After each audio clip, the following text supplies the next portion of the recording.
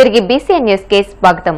పరిపాలన సౌలభ్యం కోసమే డీఎల్డీఓ కార్యాలయాలు ప్రారంభించామని ప్రకాశం జిల్లా కలెక్టర్ రాజాబాబు తెలియజేశారు. ఒంగోలు పట్టణంలో డీఎల్డీఓ కార్యాలయాన్ని ఆయన ప్రారంభించారు. చిత్తూరు జిల్లా నుంచి డిప్యూటీ సీఎం పవన్ కళ్యాణ్ ఈ కార్యాలయాలను ప్రారంభించినట్లు ఆయన పేర్కొన్నారు. పరిపాలన సౌలభ్యం కోసం ప్రతి డివిజన్ కి ఒక ఎంపీడీఓని కేటాయించనున్నట్లు కలెక్టర్ తెలియజేశారు.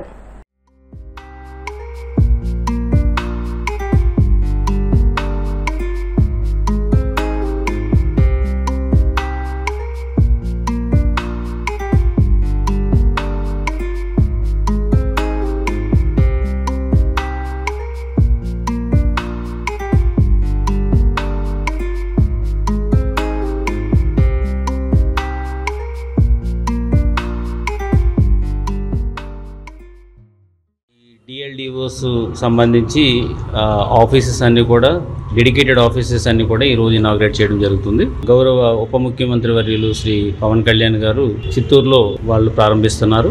మేము కూడా ప్రతి జిల్లాలో కలెక్టర్స్ కూడా ఆ జిల్లాల్లో ఉన్నటువంటి ఆఫీసెస్ అన్ని కూడా ఓపెన్ చేయడం అనేది జరుగుతుంది. అందులో భాగంగానే ఈరోజు మన ప్రకాశం జిల్లాలో డిఎల్డిఓ ఆఫీస్ని మనం ఇప్పుడు ఓపెన్ చేసాము.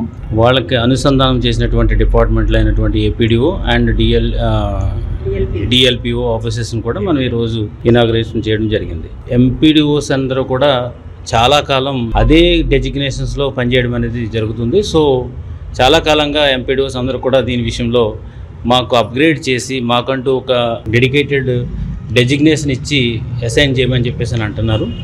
ఎంపీడీఓ స్థాయిలోనే up to CEO joint director స్థాయి వరకు కూడా ఎంపీడీఓ డెజిగ్నేషనే ఉంటుంది వాళ్ళకి. అయితే ఇప్పుడు దీని ద్వారా ఏంటంటే వాళ్ళ డెజిగ్నేషన్ ఎలివేట్ అయ్యి ఒక్కొక్క డివిజన్కి ఒక ఆఫీసర్ని ఇన్ఛార్జ్గా పెట్టడం ద్వారా ఆ ఆఫీస్కి మిగతా ఆఫీసెస్ కూడా అనుసంధానం చేయడం ద్వారా పాలన చాలా పారదర్శకంగా జరగడానికి కానీ క్విక్ డిస్పోజల్ అవ్వడానికి కానీ అవకాశం ఉంటుంది. దాంతోపాటు ఎఫిషియన్సీ కూడా చాలా బాగా పెరగడానికి అవకాశం ఉంటుంది.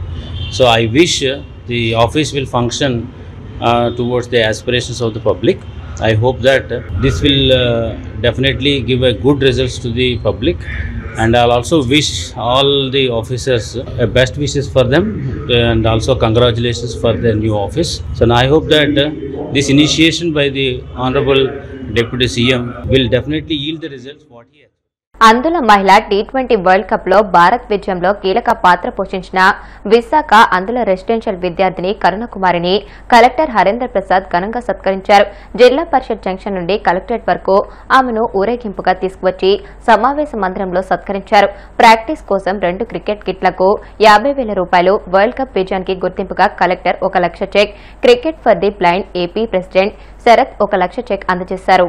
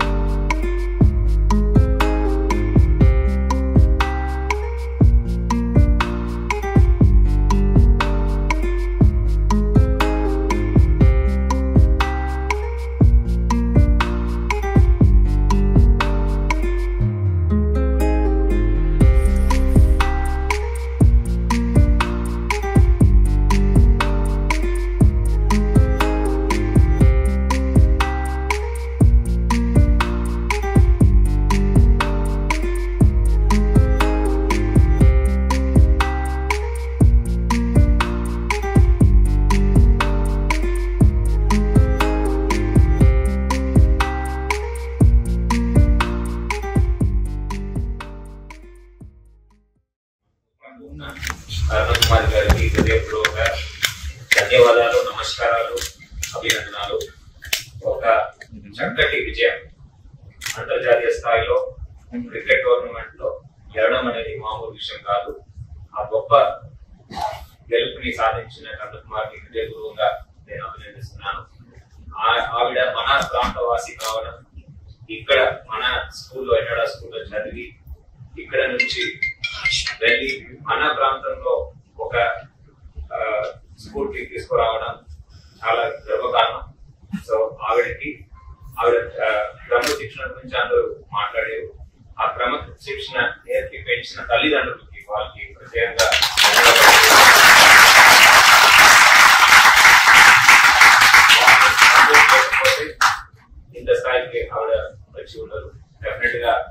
అందరికీ సందర్భంగా ధన్యవాదాలు తెలియజేస్తున్నాను. అదేవిధంగా ఆవిడ ఈ స్థాయికి ఎదగడానికి తోడుగా నిలబడిన వాళ్ళకు కోచెస్, అదేవిధంగా ఇన్స్టిట్యూషనల్ సపోర్ట్, మన స్కూల్లో ఉన్న ప్రిన్సిపల్, సిబ్బంది, వాటితో పాటు ఇన్నాళ్ళుగా సపోర్ట్ ఇచ్చిన అసోసియేషన్ వాళ్ళందరికీ కూడా ప్రత్యేక ధన్యవాదాలు తెలియజేస్తున్నాను.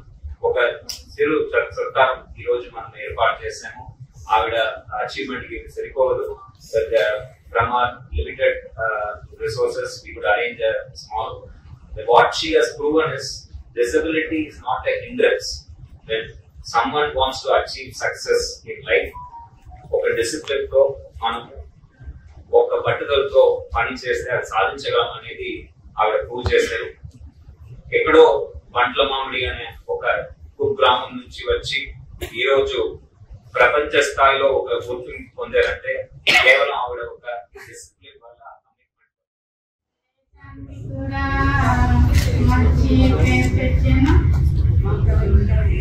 ఇంకా ముందుకి వెళ్ళాలని నన్ను బాగా సపోర్ట్ చేశారు. అలాగే టీచర్స్ వాళ్ళు కూడా నువ్వు గెలిచేసి రాష్ట్రానికి, దేశానికి మంచి పేరు తెస్తామని, మేము ఎప్పటికీ నీకు కోరుకుంటామని. ఫ్రెండ్స్ వాళ్ళు కూడా చాలా సపోర్ట్ చేశారు. టీచర్ వాళ్ళు కూడా చాలా సపోర్ట్ గా వెంటాడున్నారు. అలాగే అజయ్ సార్ కోచింగ్ ఇవ్వడం, Sharath sir teacher Sharath sir కూడా సపోర్ట్ బాగా చేశారు. నాలాంటి పిల్లలు ఇంకా వెనకాల ఉన్నారు. అలాంటి పిల్లలు కూడా మరింత సపోర్ట్ చేస్తూ ముందుకు తేవాలని నాకు. కలియుగ ప్రత్యక్ష దైవం తిరుమల శ్రీ వెంకటేశ్వర స్వామి వారిని ప్రముఖ సినీ ప్రముఖులు దర్శించుకున్నారు. వీఐపీ విరామ దర్శన సమయంలో తమన్, అశ్విన్, ఓంకార్ స్వామివారి సేవలో పాల్గొని మొక్కులు చెల్లించుకున్నారు. దర్శనానంతరం వీరికి రంగనాయకుల మండపంలో వేద పండితులు వేదాశీర్వచనం అందించగా ఆలయ అధికారులు స్వామివారి తీర్థ ప్రసాదాలు అందజేసి పట్టు వస్త్రంతో సత్కరించారు.